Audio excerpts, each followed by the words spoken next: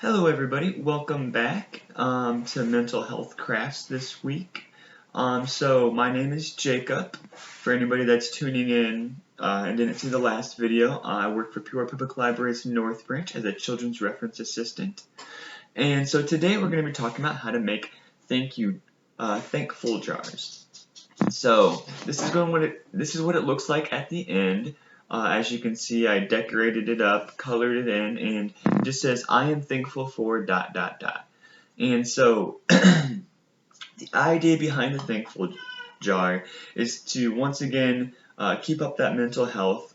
It's easy to become pessimistic during these times when we're separated from our family, neighbors, loved ones, and forget just how lucky and fortunate we are.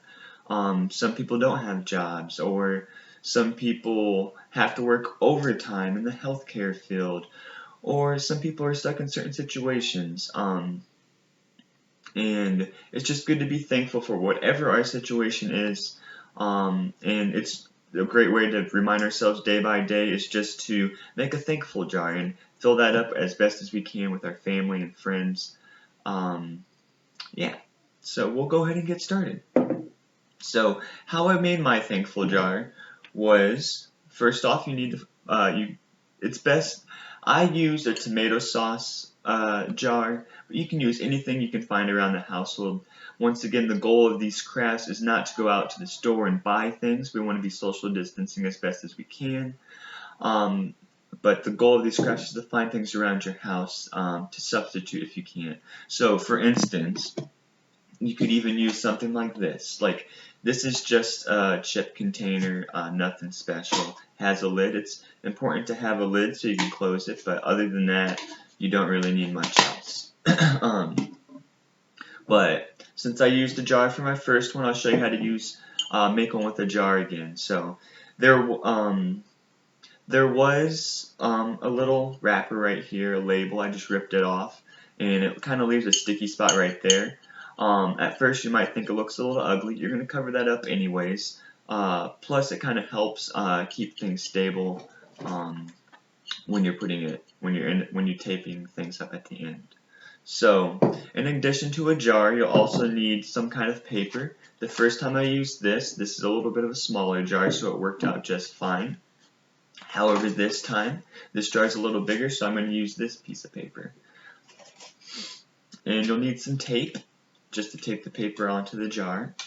You'll need a pencil, some scissors, and if you have a ruler, you can use a ruler. If not, maybe a tape measure, or you can just eyeball it. I'm using the pencil and the ruler just to kind of, as you can see, the paper itself does not fit perfectly with the jar. I wanted a little bit of the jar to be seen above and below, and so I just measured where the label was and cut off from there. And so I'm going to do the same thing for this jar. You'll also want some colored pencils or crayons, maybe even some markers. But yeah, these are actually, my wife put these in the office. I think she does. They're kind of cute, little marker containers. But yeah. So we'll go ahead and get started. So I'm just measuring the label right here. It looks like it says it's 4 inches. So what I'm going to do, measure 4 inches from the top of my paper to wherever it says. And I'm going to not just measure one spot, but maybe even 3 spots, or 4, just whatever is going to get you a straight line for sure. And then after I just made these little marks right there. It might be a little hard to see, but it's 1, 2, 3. I'm going to put my ruler on those marks just to make a straight line.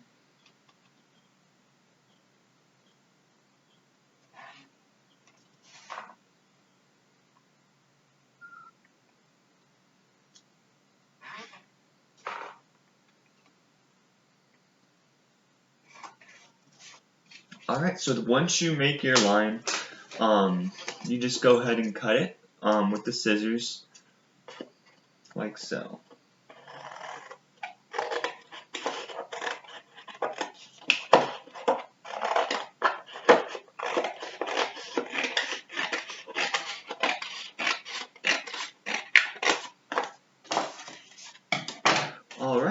So then here's the piece of paper that I cut off, and as you can see, it fits just perfectly around where I wanted it. I wanted it to be just like the label.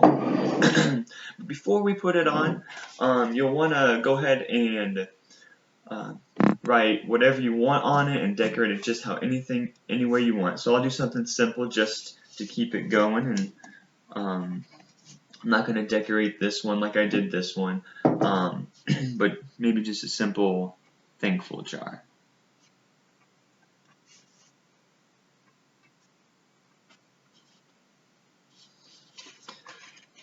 And I'll even add a little bit of color real quick. So as you can see with this, I traced out the letters with a pencil, and now I'm going back over with a marker real quick. This one's not going to look as great as my first one. It's just kind of meant to give you a good idea of how you can do it at home. So then with this, I started right here. Just like I said, it kind of it helps you out, just so you don't have to worry about it as much when you're going around. And you wrap it around like that. Then you take your piece of tape while you're holding your jar still.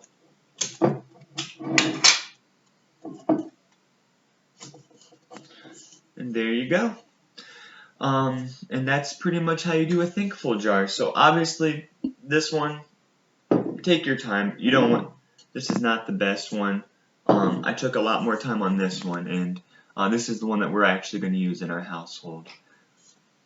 Oh, one last thing that I forgot to mention. Before starting your craft, make sure that you if you're using a jar, clean it out pretty well, because a lot of the time the tomato sauce kind of smells. These smell fine. They've been in our cupboard for a while. But yeah, that's how you do a thankful jar. Okay. Hope you enjoyed. Next week we're going to be talking about physical health during this time. So we're going to be doing physical health crafts, and I look forward to doing those with you. All right, thanks. Bye.